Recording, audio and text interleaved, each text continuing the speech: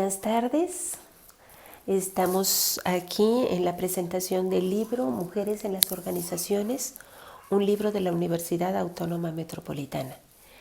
Esta presentación es para el libro FES, de manera virtual, ¿sí? Como se está haciendo todo ahora por la pandemia. Bueno, hablar de mujeres es un poco difícil, es bastante complicado, porque cuando se habla de mujeres siempre aparecen tres conceptos. El primero de los conceptos es discriminación. ¿Qué significa discriminación? Discriminación significa que a la mujer le son negados derechos, ¿sí?, que no le son negados a los hombres. Y esto tiene una connotación política. ¿Qué implica esto? Por ejemplo, esta discriminación que tiene connotaciones políticas. Que cuando a los hombres se les dio el derecho al voto, a las mujeres no se les dio el derecho al voto. Se les consideraba ciudadanos de segunda clase y no podían votar. Otro de los conceptos que generalmente aparecen cuando uno habla de mujeres es el de subordinación. ¿Qué significa subordinación? Significa mantener sometida a la mujer en aspectos importantes de la vida. Y esto tiene una connotación social. ¿Qué significa esto? Significa que la mujer, por ejemplo, no podía salir a la calle sola. En muchos países todavía no puede salir a la calle sola, tiene que salir acompañada por alguien, porque es considerada como un menor de edad.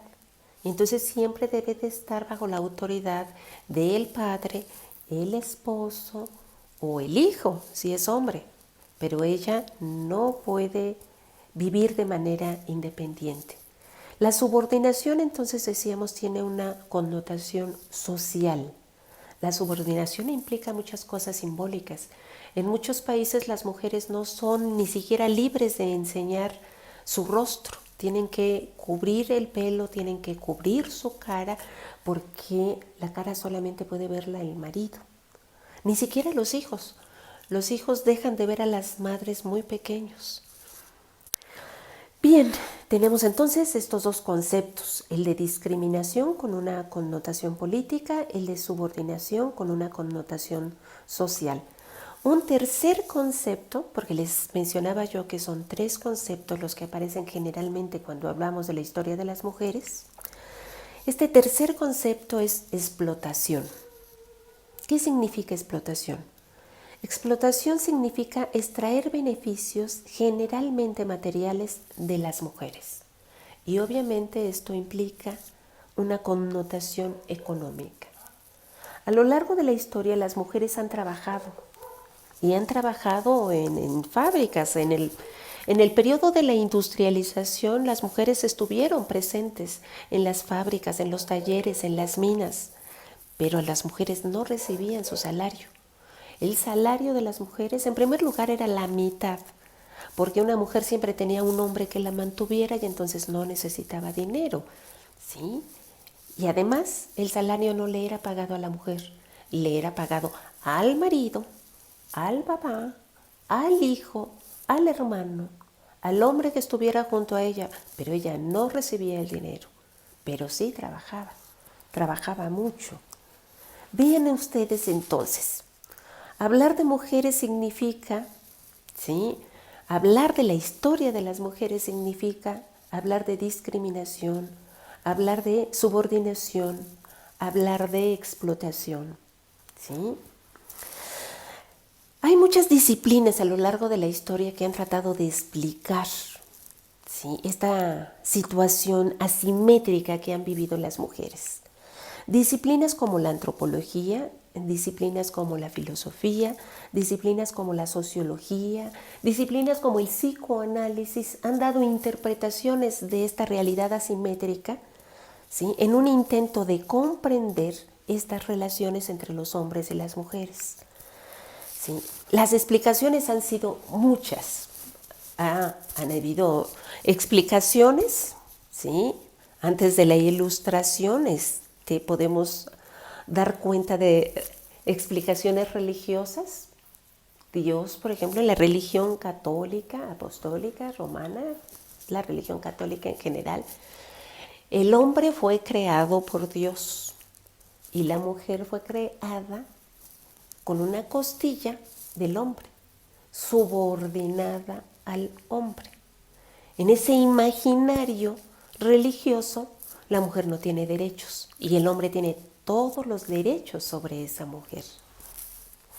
Pero no crean que después de la Ilustración, ¿sí?, la situación cambió. Por supuesto que no. ¿Sí? Durante el periodo de la Ilustración, cuando emerge el método científico, cuando la observación, cuando las disciplinas se vuelven disciplinas duras, en ese momento la explicación se convierte en explicación natural. El hombre es grande, el hombre es fuerte, ¿sí? La mujer, el hombre es inteligente, el hombre es audaz. La mujer es pequeña, la mujer es indefensa. La mujer está hecha por la naturaleza para tener hijitos, los hijitos del hombre. ¿Sí? Nada más. Es una explicación, fíjense, en la explicación religiosa la mujer estaba subordinada, pero aparecen las ciencias, ¿sí?, y la mujer no es liberada, sino queda, en este discurso científico también queda subordinada. ¿Sí? ¿Qué ha pasado? Han existido muchos movimientos en este intento de explicar esta simetría. Las feministas, los movimientos feministas desde el siglo XIX, principios del siglo XX, ¿sí?, todo el siglo XX, han sido muy, muy importantes. Todos estos movimientos feministas han sido muy importantes en este intento de explicar la asimetría. Y estos movimientos, muchos han sido violentos. Varios historiadores, varios politólogos, varios filósofos dicen que los derechos no se otorgan, los derechos se ganan. Y las mujeres han tenido que salir a la calle y luchar por sus derechos. Y las luchas han sido violentas. Recuerden a las sufragistas en Inglaterra. ¿Cuántas de ellas sufrieron cárcel por solamente salir a la calle y decir, tenemos derecho al voto? Nuestros hijos tienen que ser nuestros hijos, porque han de saber que los hijos no eran hijos de las mujeres, eran hijos de los hombres.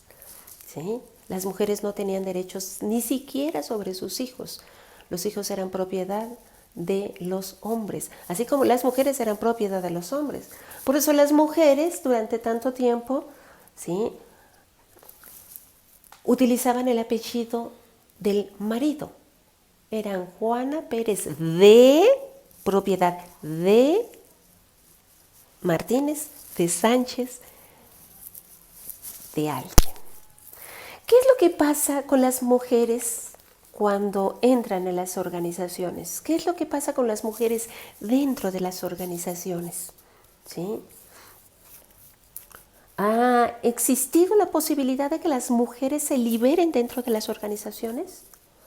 Richard Hall, en su libro Organizaciones, Estructuras, Procesos y Resultados, en su primer capítulo señala que las mujeres, si quieren liberarse, deben de tener poder dentro de las organizaciones. Richard Hall, allá en los 60 del siglo pasado, dice, cuando una mujer tenga poder dentro de las organizaciones, va a tener poder fuera de las organizaciones. Cuando esa mujer sea la directora general de la empresa, va a ser la directora general fuera de la empresa. Pero ¿qué sucede con las mujeres y su relación con las organizaciones? ¿Las mujeres tienen poder en las organizaciones? ¿En qué parte de las organizaciones están? ¿Qué tipo de organizaciones forman las mujeres? ¿Hay violencia en las organizaciones contra las mujeres? ¿Hay violencia de género? ¿Sí? En cualquier tipo de organizaciones, las organizaciones productivas o las organizaciones de educación. Este libro, Mujeres en las Organizaciones, trata de dar cuenta de qué es lo que pasa con los estudios de género dentro de las organizaciones. Y bueno, ahora vamos a dar pie a una de las autoras del libro, ¿sí?, la doctora Nancy Fabiola Martínez. La doctora Nancy Fabiola Martínez nos va a hablar del libro, ¿sí? De los diferentes capítulos que contiene este libro, que es un producto del área de investigación, análisis y gestión de las organizaciones. Muchas gracias y escuchemos a la doctora Martínez. Hola, ¿qué tal? El día de hoy platicaré un poco con ustedes sobre el libro Mujeres en las Organizaciones. Es un libro en el cual se recopilan una serie de documentos bajo los cuales se da cuenta de cómo las mujeres han sido piezas claves en las organizaciones y también cómo a través de diferentes experiencias se da cuenta de su propia experiencia y dinámica en las mismas. El libro Mujeres en las Organizaciones es el que estoy mostrándoles ahora en pantalla, y es un libro que fue coordinado por la doctora Elvia Espinosa Infante. Ella fue la coordinadora de este documento, y este libro está conformado por 7 capítulos, de los cuales yo hablaré muy brevemente en esta ocasión. El primer capítulo se titula Los actos violentos, performatividad y cultura de género.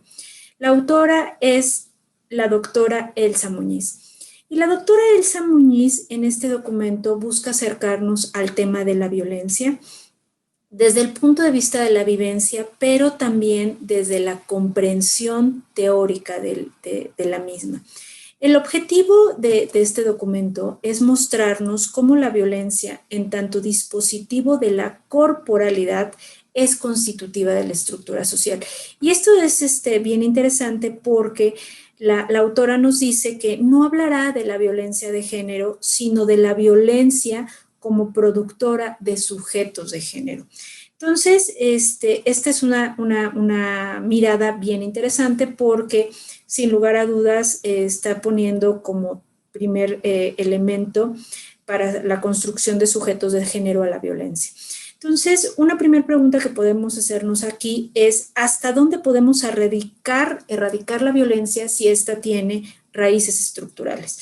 Entonces, es una de las primeras preguntas que pudiéramos hacernos, y sobre todo para poder considerar su posible respuesta es un tanto tener presente que la violencia ha sido un símbolo el más brutal desde el punto de vista de la desigualdad. También en este documento he podido sintetizar 4 grandes ideas que la autora nos va a argumentar a lo largo del mismo. Primero, la distinción de la violencia como un dispositivo de poder, y sin lugar a dudas los actos violentos son su expresión a través de prácticas corporales de la violencia.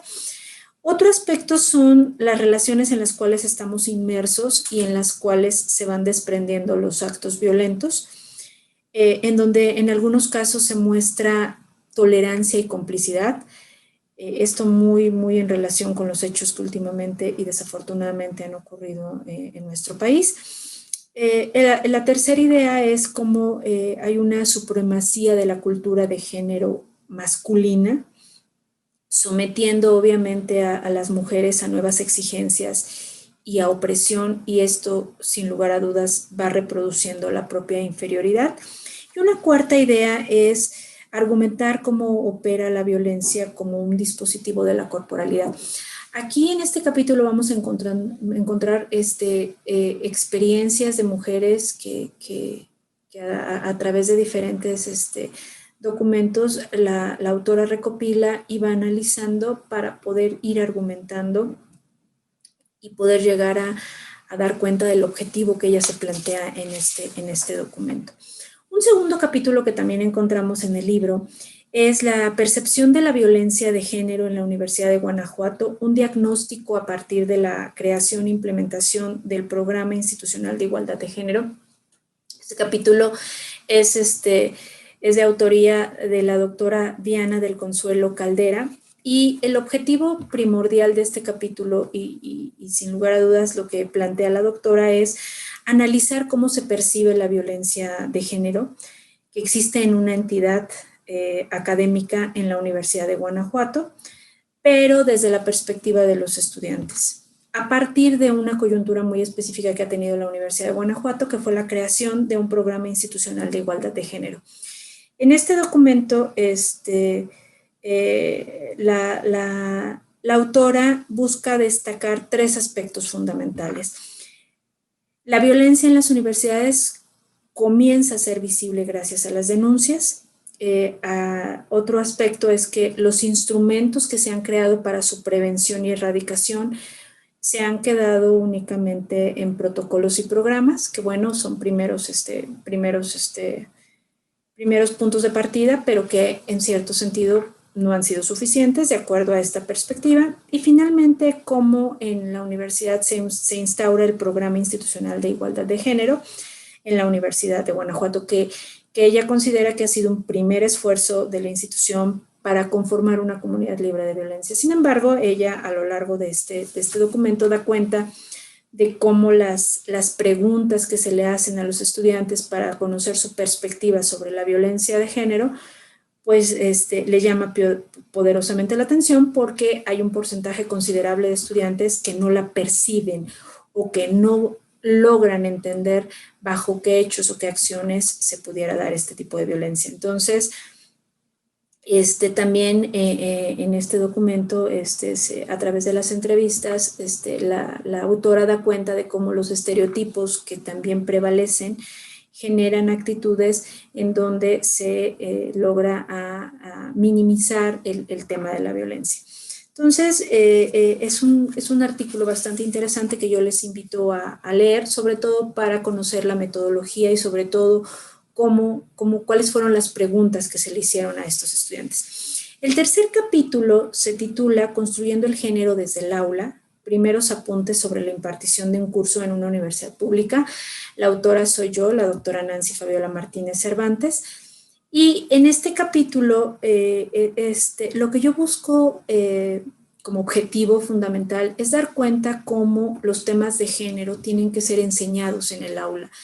El capítulo aborda el caso de un grupo de estudiantes que en un determinado trimestre de la licenciatura en administración, al estar tomando conmigo la materia de administración de recursos humanos, me piden que trabajemos ciertos temas bajo la perspectiva de género. Entonces, sin ser propiamente un tema del contenido de la materia, yo lo empiezo a abordar, pero ellos también me dicen que adicional yo les pueda dar un curso de género.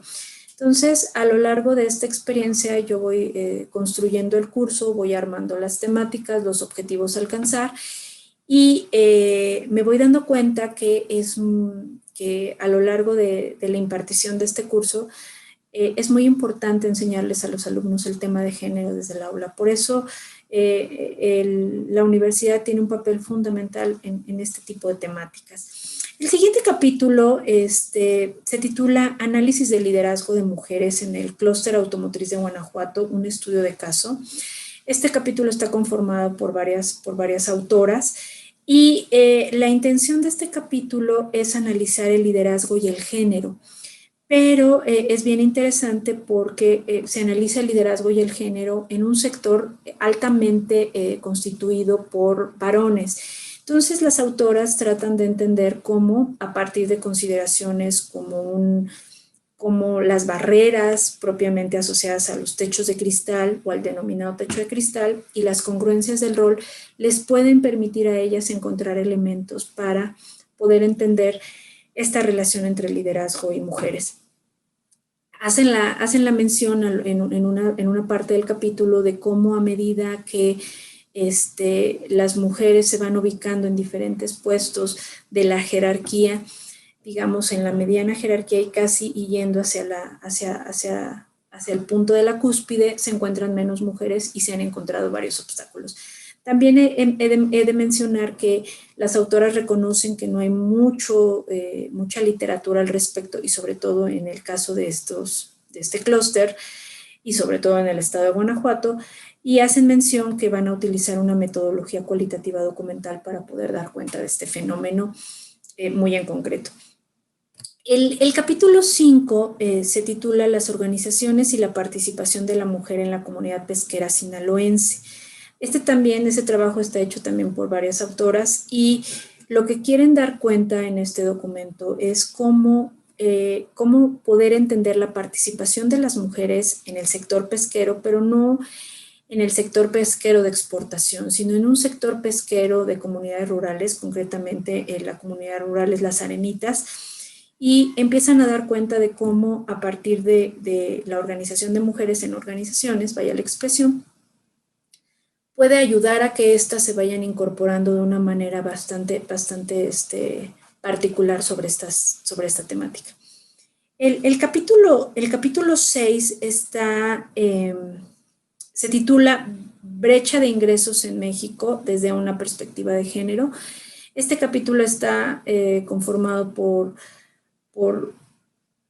tres aspectos muy importantes. Sin embargo, los autores tratan de dar cuenta y precisar que lo que se busca es medir la brecha de los ingresos en 2016 y para eso van a utilizar tres variables. Uno, sin lugar a dudas, va a ser el ingreso, la segunda variable la edad y la tercera variable el nivel educativo.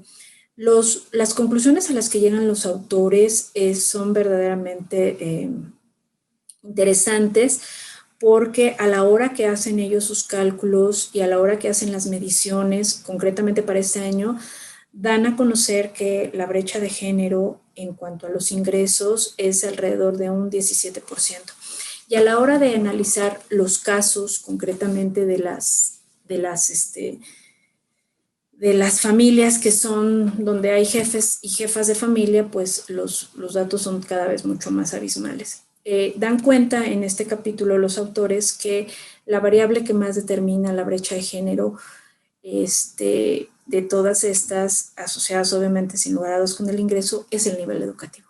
Entonces, es muy interesante conocer este documento porque da cuenta de cómo finalmente se puede hacer una medición bajo una metodología obviamente cualitativa y también cuantitativa prioritariamente para hacer estas diferencias. El último capítulo se denomina la participación de la mujer en una pequeña empresa familiar en Chiapas. Está en este documento son tres autores prioritariamente los que van marcando la pauta de cómo finalmente en las denominadas pequeñas empresas las mujeres han tenido una incursión muy particular y muy interesante a lo largo de ciertas actividades empresariales. Yo hasta aquí dejaría mi participación en esta pequeña introducción al libro Análisis y Gestión del área de análisis y gestión de las organizaciones que también está involucrado en este documento, pero también me gustaría invitarlos a leer este texto, que es un texto bastante interesante, bastante atractivo y sobre todo muy actual, sobre todo por cómo entender el papel que juegan las mujeres en estas organizaciones. Muchas gracias y espero verlos en otro momento.